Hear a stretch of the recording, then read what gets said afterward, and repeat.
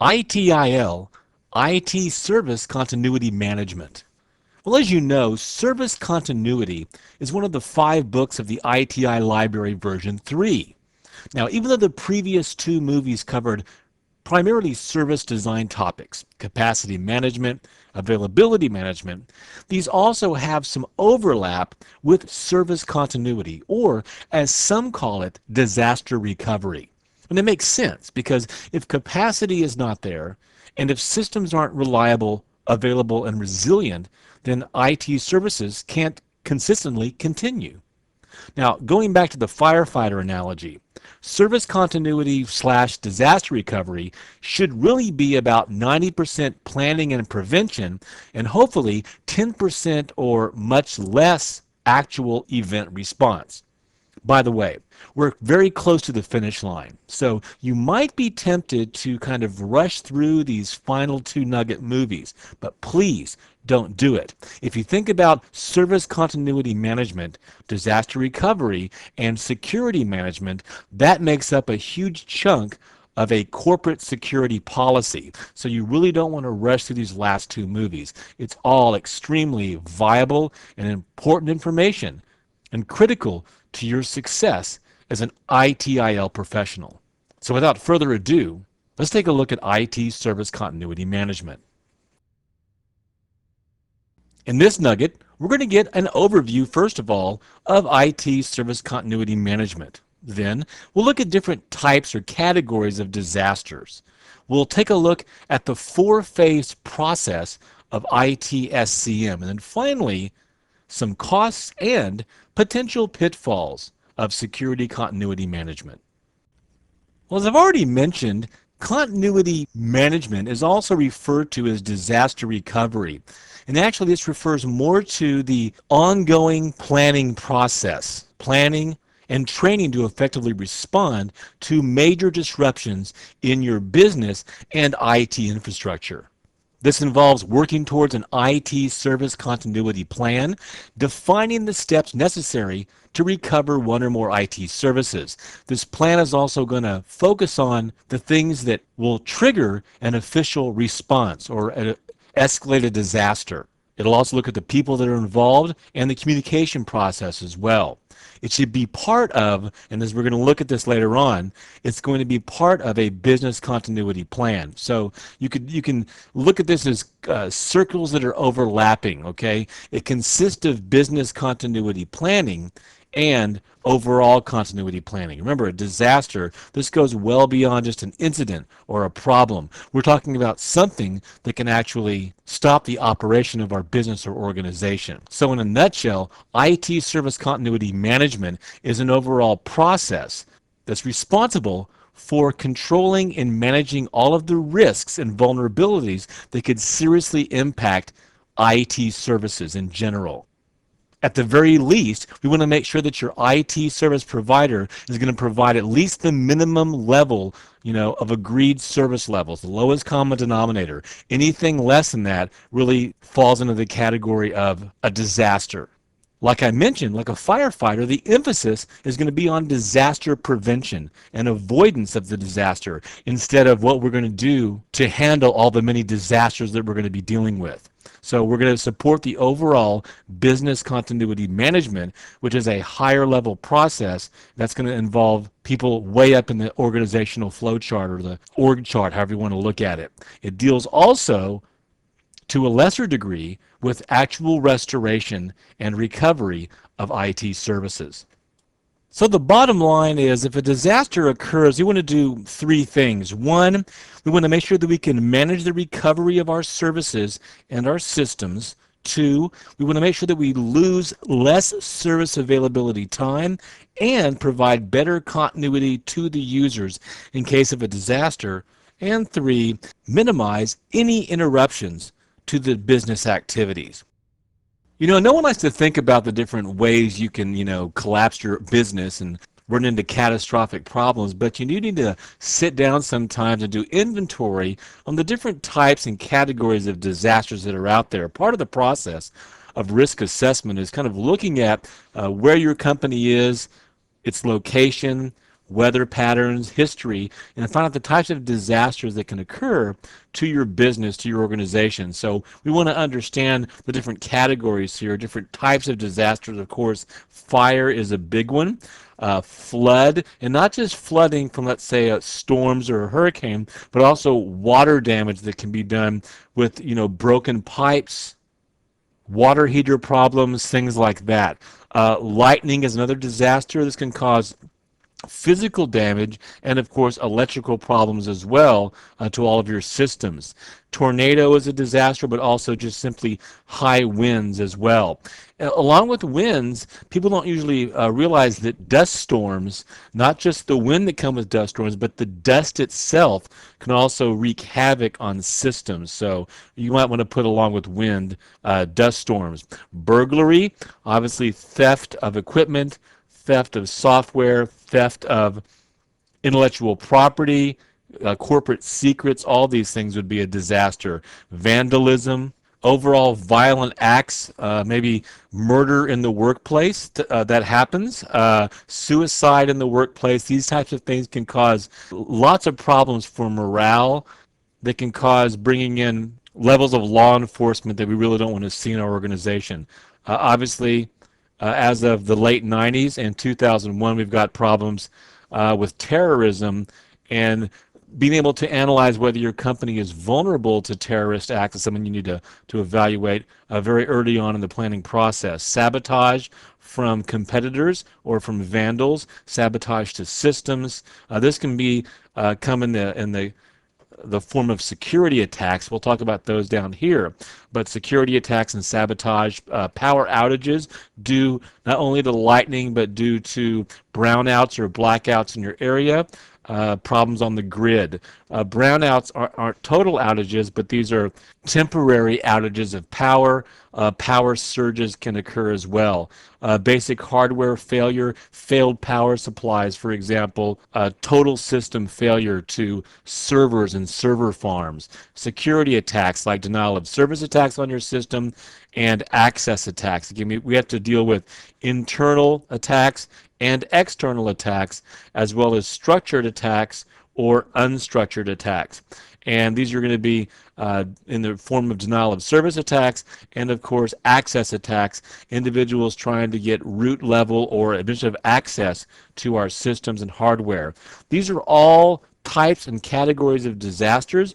These are the type of things you need to evaluate for your company to see if your business is vulnerable, how vulnerable, and what level of risk are you willing to accept to these types of disasters. As you can see from the diagram, IT service continuity management is a four-stage or a four-phase process. The first phase is called initiation. This is where you basically initiate the business continuity management plan or activity. There's really two aspects of that. First of all, you're going to define the scope. Defining the scope of service continuity really involves four aspects. Let me jot these down. When you define the scope, you're going to first define the policy as soon as possible and communicate it throughout your entire organization, with management showing a deep commitment to the policy. Then you'll define the scope using relevant areas. You're going to isolate the relevant areas of your organization where continuity and disaster recovery has to be applied.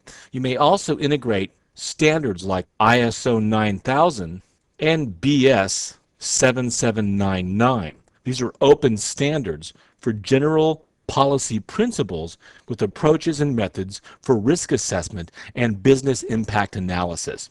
Then you'll allocate the resources needed to initiate the BCM and then set up the project organization. This is formal project management using possibly a PMP or perhaps using planning software that uses what we call PRINCE2, a project management approach.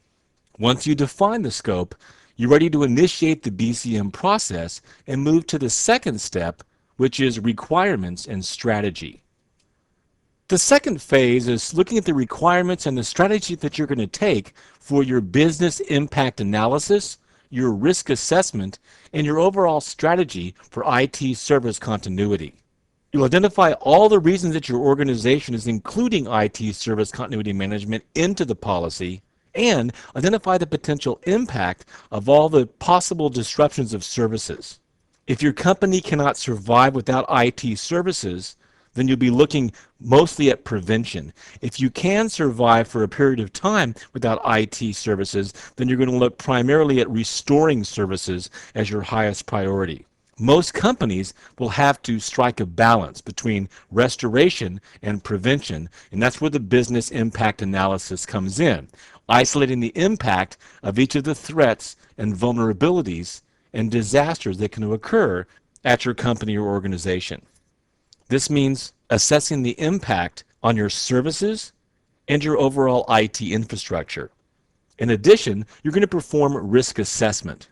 And this takes a look at all of the potential risks that we saw earlier, the different categories and types of risks, and assessing the vulnerability of your organization and what amount of risk your company is willing to take in a case-by-case basis. You want to provide management with valuable information to identify threats and vulnerabilities, as well as the relevant prevention measures and countermeasures that you're going to take. Remember, a disaster recovery plan is usually very expensive, so you should first consider the prevention measures and see if they're within your budget. Sometimes a company will just rely on their insurance as opposed to putting in a disaster recovery plan. Along with risk assessment goes risk analysis, which typically has 4 steps. Let me jot these down for you. The first step of risk analysis is to identify the relevant assets or IT components. These are things like systems, servers, facilities, data, appliances. You have to have effective asset identification to make sure that you know who the owner and the purpose of each component is. It must be well documented. Then the second step is to analyze threats. Analyze threats to those documented assets. You also want to estimate the likelihood in terms of maybe high, medium, and low that a disaster will occur and affect that asset. For instance, identifying how an unreliable power supply or thunderstorms may affect a certain asset. If you live in an area that's prone to flooding or high water, you want to do that as well. The next step, the third step, is to identify and classify the vulnerabilities of each one of those relevant IT components. Identify them, classify them. And then finally, you want to evaluate and estimate the risk of each one of those IT components in the context of risk level. All of these different steps go into the process of risk assessment. Now realize, these are rudimentary and basic approaches and looks at business impact analysis and risk assessment. Those are really huge topics. For the sake of the ITL foundations, you want to have a basic understanding and definition of these particular strategies. So in a nutshell, business impact analysis, or BIA, is the activity of business continuity management that identifies and recognizes critical business functions as well as their dependencies on other components and other IT services. Dependencies may be things like other employees, people, suppliers, processes, services, things like that. In a nutshell, risk assessment is one of the initial steps of risk management, analyzing the value of assets and IT components, determining their value to the business, identifying threats to those assets, and evaluate how vulnerable each asset is to those threats through the process of classification. Risk assessment can be quantitative, in other words, an objective approach based on numerical data, or it can be qualitative, a more subjective approach. The next aspect of the second phase, requirements and strategy, is IT service continuity strategy. Let's talk more about that. Most businesses, when they form a IT service continuity strategy, are going to find that fine line, that delicate balance between recovery planning and reducing risk. And one of the first aspects of strategy will be to elaborate the prevention measures that are available and that will be taken based on the risk analysis, considering all the cost and all the measures and all the different risk levels. These prevention measures are things that address earlier risks, for example, of reducing the ability of dust to get into the equipment, protecting against low temperatures or extremely high temperatures, fire protection, protection against power outages and power surges, burglary, theft, terrorism, all those things. One of the most extensive forms of prevention is shown here on the slide. And this is the Stronghold Fortress method. This method is going to eliminate most of the problems, most of the vulnerabilities, kind of by building a bunker for your organization, having its own power, its own water supply, etc. The Stronghold Fortress approach is great for large computer centers that are really too complex for a full-blown recovery plan, like moving to off-site recovery in case of a disaster. Often, organizations will combine a Stronghold Fortress approach with what's called skirmish capability. Let me jot that down. In other words, having a team in place and the organizational capabilities to find a problem, to isolate it, to go to where the problem is, and then to quickly and promptly deal with it before it spirals out of control. Another key aspect of continuity strategy is to select and choose your recovery options. This means who are the personnel, what people to be part of your disaster recovery team. You need people from all over the organizations with a wide variety of skill sets. What kind of accommodations are you going to have? Alternative sites, alternative facilities, the ability to have it furnished and to transport people, transport services. You need the essential staff in place if you're going to move off-site during disasters. You'll need to have IT systems in place, separate IT systems and networks, either using portable systems or backup systems. Support services, that includes things like electricity and water, telephone services, mail services, delivery services, whether it be UPS, FedEx, courier services, those kinds of things, and the ability to do archiving and storing safely documentation, paper-based systems, reference materials, manuals, training manuals, copies of all of your software, those types of things, filing systems. What are your viable options for disaster recovery? Well, one option is not to respond at all, which some companies will choose to do, even though very few can afford to do this. Basically, do nothing and wait for the government to come in and fix the problem for you, or let insurance take care of it, those types of things. Another viable option in the case of disaster, let's say you've had a flood or a hurricane, is to go to a paper-based or manual system. Return to a manual system.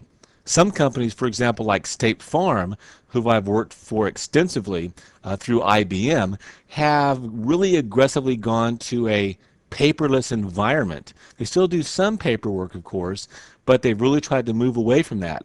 They simply would have a very difficult time going back to a paper-based system.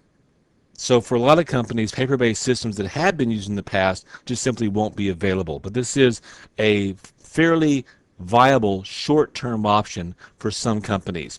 Also, you can rely on a reciprocal relationship. This is an arrangement between two organizations that have the same type of hardware and possibly software. They agree to provide each other with facilities in case of a disaster. So you've got two companies and they have an agreement and says, if one of us has a disaster problem, we're going to rely on you to give us facilities, to give us support services, to give us archiving areas, access to network and IT systems. This is going to tie into the capacity management team greatly, making sure that you have the capacity to be there for the other partner organization, not just so much are they going to be there for you. Remember, this is a bilateral relationship here, so keep in mind that this option is not as attractive as it used to be because today there's so much distributed computing that it makes it very difficult for two companies to actually share processing power, their high availability systems, and those type of things. Another option is what we call cold standby. The cold standby option is known as gradual recovery. Okay, if a business can go without IT services for, let's say, 48 to 72 hours, You would have an empty computer room at an agreed upon fixed facility or a mobile facility, maybe a mobile computing center that comes to the business's site, and you use this as a recovery option over the course of 42 to 72 hours. This is a cold standby option. A warm standby option is also referred to as an intermediate recovery option, where you get access to a similar operational environment where your services can continue normally after a very short changeover period, typically 24 hours on the low end to 72 hours on the high end. This option of warm standby really has three different scenarios. It has an internal, an external, and a mobile option. In other words, the warm standby facility is either internal at your campus, external off campus, or in a mobile facility, like a converted mobile home, for example, or a couple of tricked out vans. The hot start, hot standby option gives you immediate or very rapid recovery of services, typically in less than 24 hours. This is expensive because it provides an identical prototypical production environment. It basically mirrors the data and mirrors all of the systems and the services, possibly even mirroring the entire production process in real time at the same time.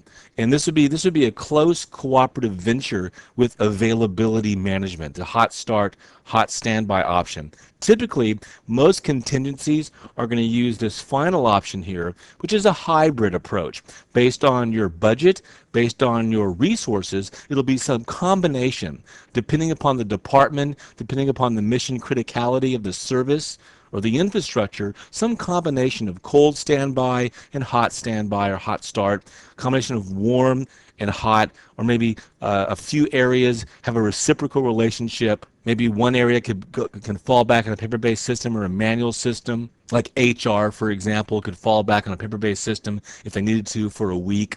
A hybrid approach. These are all parts of your IT service continuity strategy. Let's go back to that diagram now. Returning back to our IT-SCM process, we can see the third step implementation actually has 6 actions or 6 activities. The first is organization and implementation planning. Step 2 of implementation is to implement standby solutions.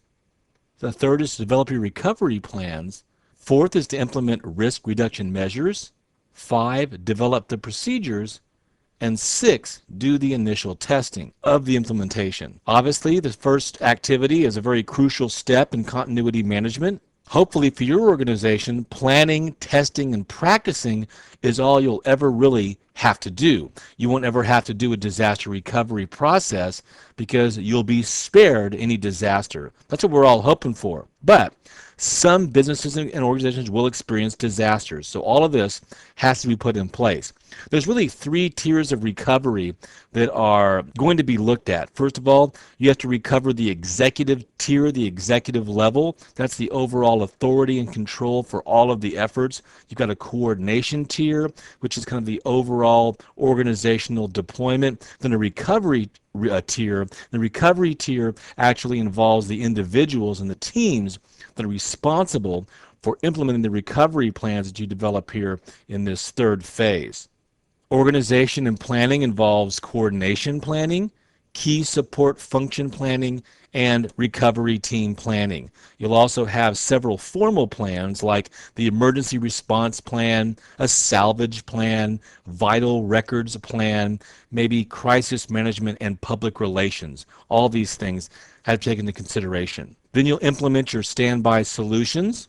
This is assuming that you've got standby arrangements in existence. And this goes back to your IT service continuity strategy. What option have you chosen? If it's a hybrid option or a combination, which combination are you choosing? Cold site with reciprocal arrangements with some hot site, okay? Implementing your standby arrangements. Organizing all the standby facilities and the equipment, the infrastructure, managing your contracts and agreements with third-party individuals. These are your contingency options from stage 2, requirements and strategy. Then, of course, you'll develop your recovery plans. This is actually going to be a set of written plans that a steering committee or strategy team will put together.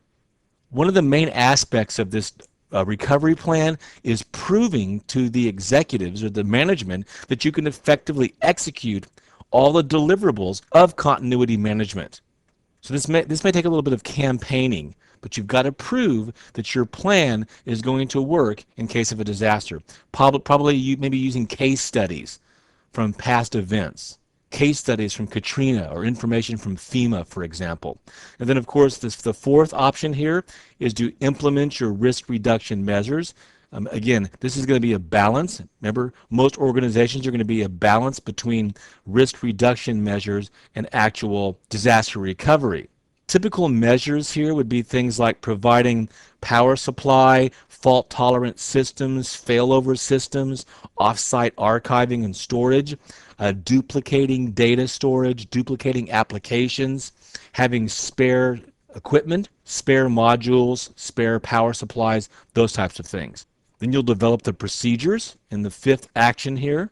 Have all of the team members, all of your technical people, all of your IT people who are unfamiliar with systems, maybe to go through the process to practice restoring the systems. This could be a combination of awareness and training and getting into some lab scenarios where you train personnel to go through the process and go through practice scenarios of restoring systems.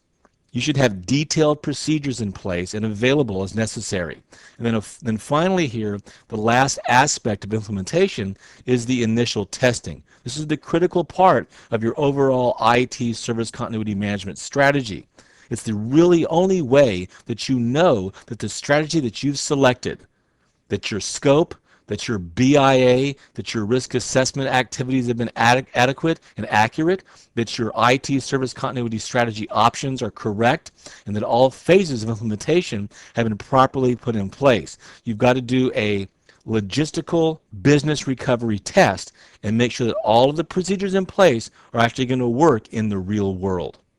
And then finally, the fourth aspect is operational management, ongoing operational management to provide assurance to all people in the organization that you can survive a catastrophic disaster or a catastrophic failure. Since your organization is in a constant state of change and modification, that means your continuity plan also has to be changed as well because it can rapidly become outdated. Changing the level of resources, including it in all the major decisions of your organization, keeping service continuity relevant, pertinent, and ready. This kind of assurance is going to include education and awareness programs, ongoing training, review processes that review the business and IT and the synergy between IT, your business goals, and service continuity. Ongoing testing, maybe on a quarterly basis, a semi-annual basis, an annual basis.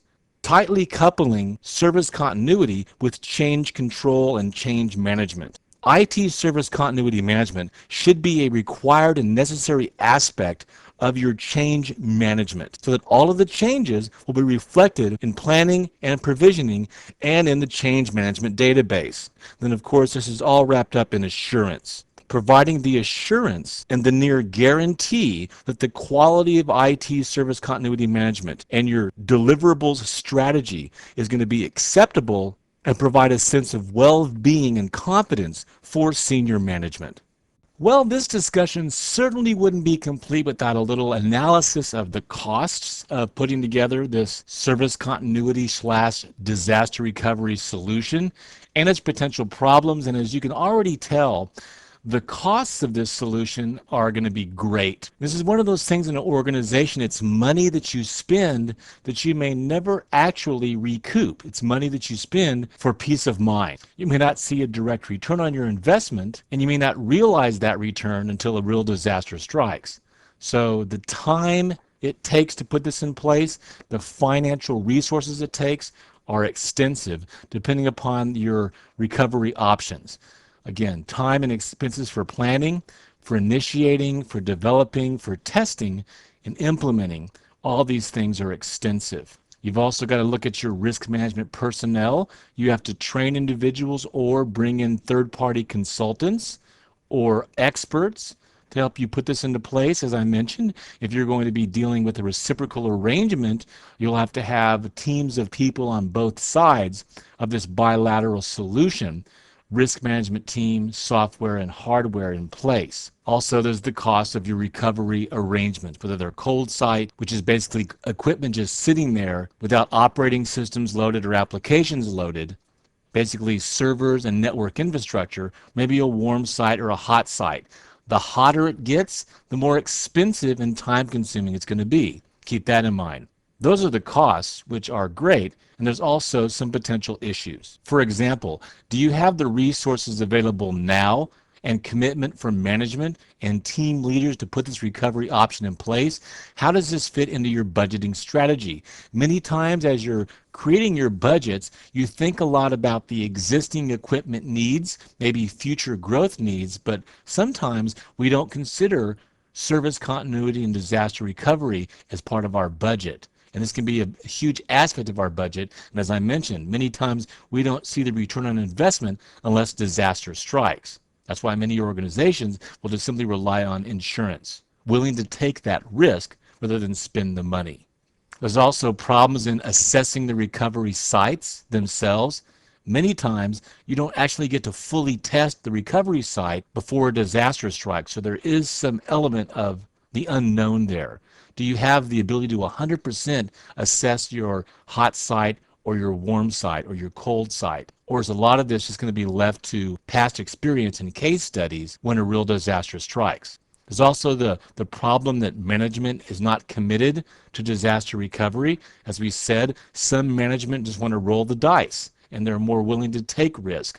Have they completely bought into the strategy, or are they more risk takers? Another problem is when you actually have to use your cold, warm, or hot site option, those 24 to 72 hour delay processes turn into perpetual delays, where you're going to days and weeks and possibly even months. That can be a huge problem. The costs can skyrocket. It could bring your company down to its knees. Another challenge is that of black boxing. And the process of black boxing is where your IT service provider basically says, look, I have this agreement with you, but I'm going to abdicate responsibility and give up control to some other third party. In other words, I'm going to outsource this to somebody else. The organization spent a ton of money on IT systems, on IT services, and it's outsourced a portion of the operations to a supplier or to a service provider. Management expects the money they've spent to ensure their recoverability, only to find out that this is part of it's been outsourced, which is going to cause greater delays, even perpetual delays. Another potential problem for companies is just simply the lack of in-house IT expertise, the lack of familiarity with recovery, the lack of experience with disaster recovery and continuity management. And then an overall corporate lack of business familiarity and awareness is also going to cause problems. Why? Well, if you have to duplicate or replicate your business in another site, either an off-site location or a mobile situation, and you aren't really familiar with the business or have an awareness of how the business works, you're going to have a lot of problems duplicating and replicating that business environment in another site. So these are key aspects, potential costs, and potential problems of IT service continuity management. Well, in the second to last Nugget movie of the ITIL version 3 series, we looked at 4 key topics. First of all, an overview of ITSCM, IT Service Continuity Management. Oops, let me fix my T here. And then we looked at the different categories and types of disasters. We kind of went through a laundry list of those. You need to know that information when you put together your strategy. We looked at the 4-phase process in great detail of ITSCM. And then finally, some of the costs and potential issues with deploying and implementing an ITSCM solution. I hope this CBT Nugget has been informative for you. I want to thank you for viewing. We'll see you in the final nugget of the ITIL series.